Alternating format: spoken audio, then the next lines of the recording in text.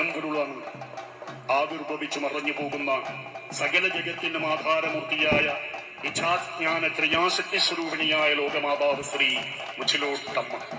ഏ അമ്മേ, എനിക്ക് നിത്യമായ ആനന്ദം തന്നാലും എന്ന് പ്രാർത്ഥിക്കുന്നവർക്ക് മുന്നിൽ നിത്യാനന്ദ സ്വരൂപിണിയായും, കാഞ്ചിയിൽ കാമാക്ഷിയായും, മധുരയിൽ മീനാക്ഷിയായും, കൊടുങ്ങല്ലൂരിൽ കണ്ണകിയായും, കൊല്ലൂരിൽ മൂകാംബികയായും, ശൃംഗേരിയിൽ ശാരദയായും, പാർവതിയായും, സരസ്വതിയായും, ലക്ഷ്മിയായും, കാളിയായും, ദുർഗയായും ഭക്തജനങ്ങൾ എന്തു പേരിട്ട് വിളിക്കുന്നുവോ അതാത് രൂപഭാവങ്ങളിൽ പ്രത്യക്ഷമാകുന്ന ഈ ചരാചര പ്രപഞ്ചത്തിന്റെ ഊർജ സ്രോതസ്സാണ് തേജോരൂപിണിയായ ശ്രീ മുച്ചിലോട്ടംബിക.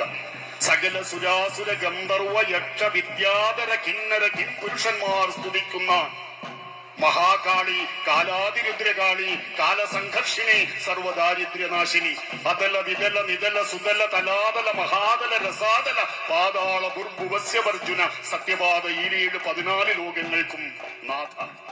ശബ്ദസ്പർശരൂപ രസഗന്ധാദി സ്വരൂപിയായിരിക്കുന്ന, അക്ഷരാത്മികയായിരിക്കുന്ന, അറിവിന്റെ ദേവതയായ ശ്രീ മുച്ചിലോട്ടംബികയുടെ കാരുണ്യ കടാക്ഷത്തിന്റെ കനകക്കതിരുകൾ ആത്മപ്രകാശത്തിന്റെ നിത്യജ്യോതിസായി എല്ലാവരിലും വിളങ്ങിയിടുമാറാകട്ടെ എന്ന പ്രാർത്ഥനയോടെ